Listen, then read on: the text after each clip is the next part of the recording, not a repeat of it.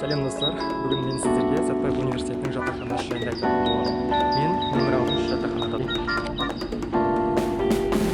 Мына тұрған менің комнатам.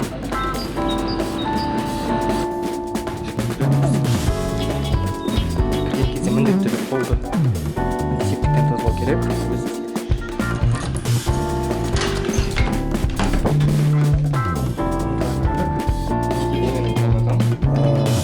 Менің ноутым. Бұл жерде мен көбіне iPad'ты да сабақта қолданатын кездерде осы жерде тұрады. Бір студентке арналған шкаф.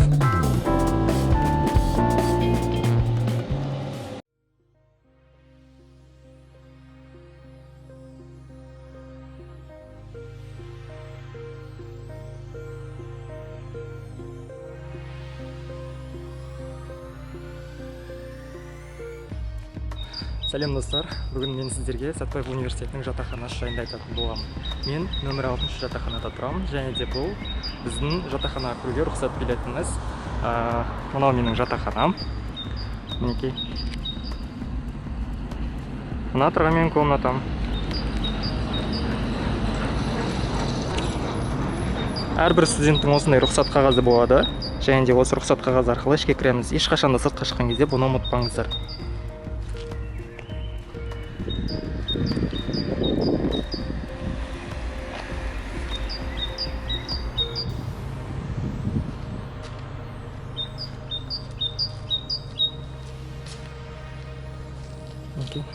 Саламатсыз апай.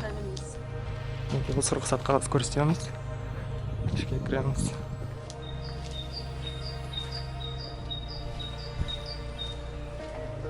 Мына жерде антисептик, яғни кірген кезде міндетті түрде қолды антисептиктен тазалау керек. Өзі сеуіп, өзі кептіріп, барлығын береді.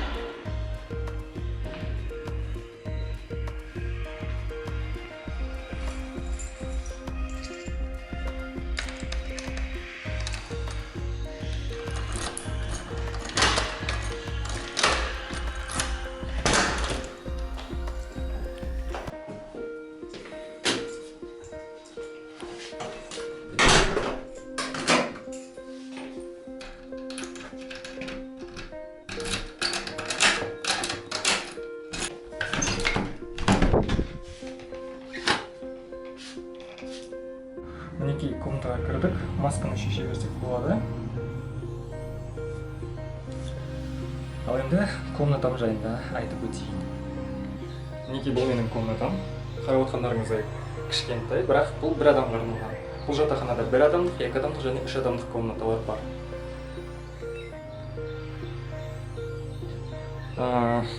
Әрбір студенттің өзінің жеке үстелі болады. Мынау менің ноутым. Бұл жерде мен көбіне сабақ оқимын, кино қараймын деген сияқты. Осы жерде ноут осы жерде тұрады, жиі. Және де осының үстіне де тамақтанамын. Мынау iPad. iPad'ты да сабаққа қолданатын кездерде осы жерде тұрады. Астында тефлон тұр. Көріп тұрғандарыңыздай мына жерде бір розетка бар. Әрбір комнатада бір розетка, екі розеткадан болады. Мынау бір тумбочка. Әрбір студенттің өзінің жеке тумбочкасы, жеке орындығы және жеке үстелі болады. Тумбочкада не сақталады? Өзіңіз білесіз не сақтасаңыз да, бірақ мен жуынатын заттарымды осы жерге сақтаймын. Ал астында күнделікті тамақтануға арналған заттарымды сақтаймын. Мынау шкафым. Шкаф бір студенттік, бұл бір студентке арналған шкаф.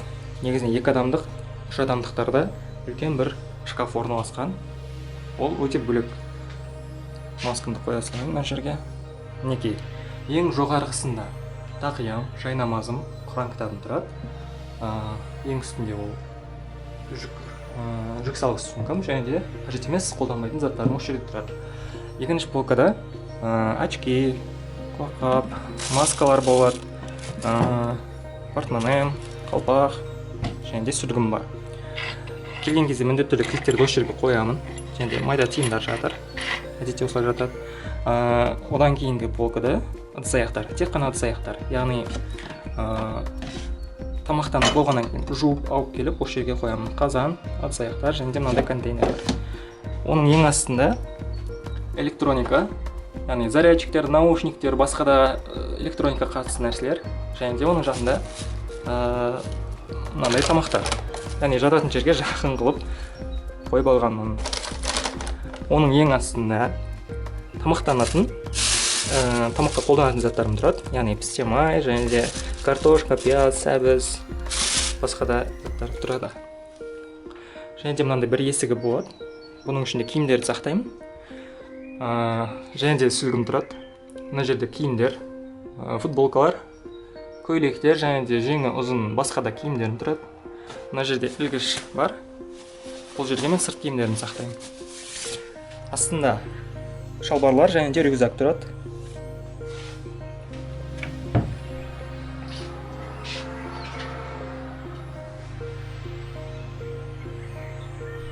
Және де бұл жатақхананың айта кететіні ол терезесі десем болады. Терезесі өте үлкен, яғни қарап отқандарыңыздай бір стенаны терезесі алып жатыр. Бұл өте әдемі көрінеді және жарық, комнатаға өте жарық болып тұрады. Ал светке келетін болсақ, бұл жерде мынандай свет. Яғни жұмсақ свет десек те болады. Жарық өте жұмсақ, көлеңкеңді түсірмейді деген сияқты. Мынау менің төсегім, мынау менің столым.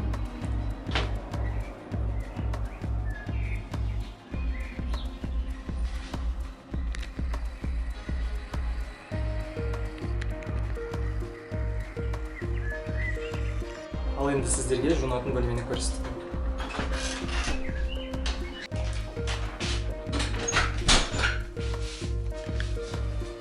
Коридор, аяқ киімдер тұрады, көріп тұрғандарыңыздай, және де мынау жатақханаға киетін аяқ киімім, мынау сыртқа киетін аяқ киімдерім.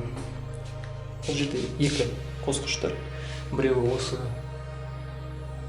коридордікі, екіншісі жуынатын бөлменікі.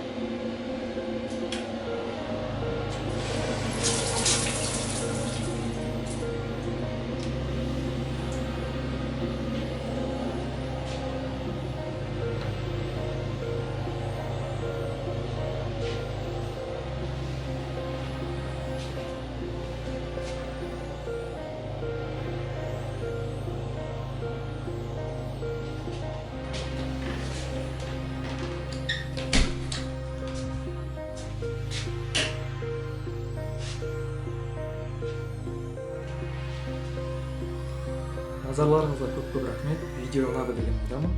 Күндеріңіз сәтті өтсін.